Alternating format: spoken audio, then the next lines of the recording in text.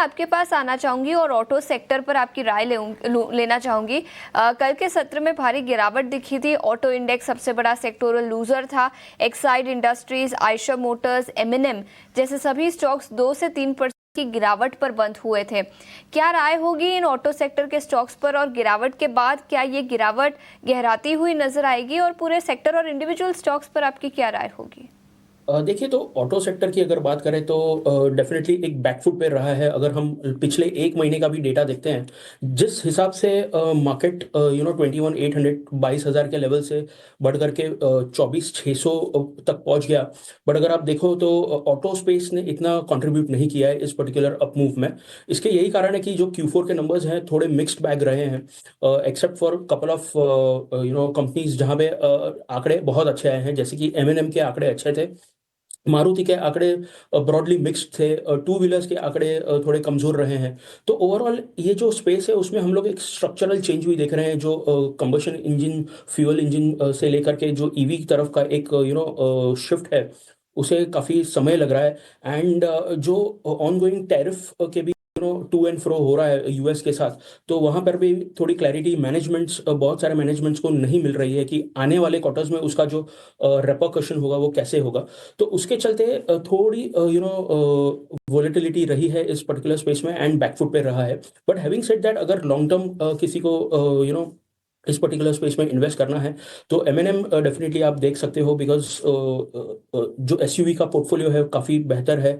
दो तीन नए गाड़ियां भी लॉन्च हुई हैं और होने वाली हैं। तो हमें लग रहा है कि फ्रॉम अ मानसून, इस साल मानसून भी अच्छा खासा प्रेडिक्ट हुआ है आईएमडी की ओर से। तो हमें लग रहा है कि ट्रैक्टर स्पेस भी अच्छा कर सकता है। तो एमएनएम पर डेफिनेटली नज़र टिकनी चाहिए। और टू व्हीलर स्पेस में हमें टीवीएस मोटर्स बहुत अच्छा लग रहा है, बिकॉज बजाज ऑटो और हीरो मोटो कॉप के कंपैरिजन में टीवीएस के आंकड़े काफ़ी अच्छे थे। ठीक है, आप सभी मेहमानों से बातचीत हो रही है और बातचीत करके अच्छा लग रहा है। आप अच्छे से इंटेलिजेंस नहीं दे रहे हैं हमें। और एक और मेहमान भी हमारे साथ जुड़े हैं, रोहित श्रीवास्तव। उनसे जरा करते हैं बातचीत। टेक्निकल चार्ट्स के महारथी हैं और आज उन्होंने भी अपना हमको समय दिया है। रोहित सर नमस्ते, जय हिंद, भारत माता की जय। आप हमको जरा ये बताइए, इस समय चार्ट्स आपकी क्या कह रहे हैं, क्या स्टडी बता रहा है सर? तो देखिए, चार्ट्स पे ऐसा है कि कई दिनों से बाजार कोशिश कर रहा था कि जो पूरी गिरावट पिछले साल हुई थी उसका 61% जो रिट्रेसमेंट है, 24,560 या 24,600 बोलते हैं, उसके आसपास उसको वो पार नहीं कर पाया। तो ये एक साइन था कि कुछ शॉर्ट टर्म में वीकनेस आ सकती है। कारण अपने आप सामने आ चुका है। अब इस एनवायरमेंट में नीचे की तरफ कितना जा सकता है बाजार, ये अगला सवाल उठता है, क्योंकि सिचुएशन जब तक चल रही है इस पे दो तीन सिनेरियो बनते हैं। एक सिनेरियो तो है कि जो गिरावट है वो भी एक रिट्रेसमेंट ही होगा पूरे बाउंस बैक का, जो हमने 7 अप्रैल के बॉटम से देखा है।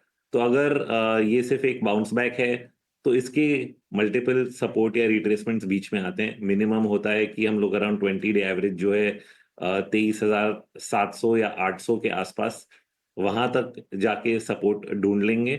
बट उसके अगर नीचे गया तो 50% पूरे राइस का रिट्रेसमेंट हुए 23,165।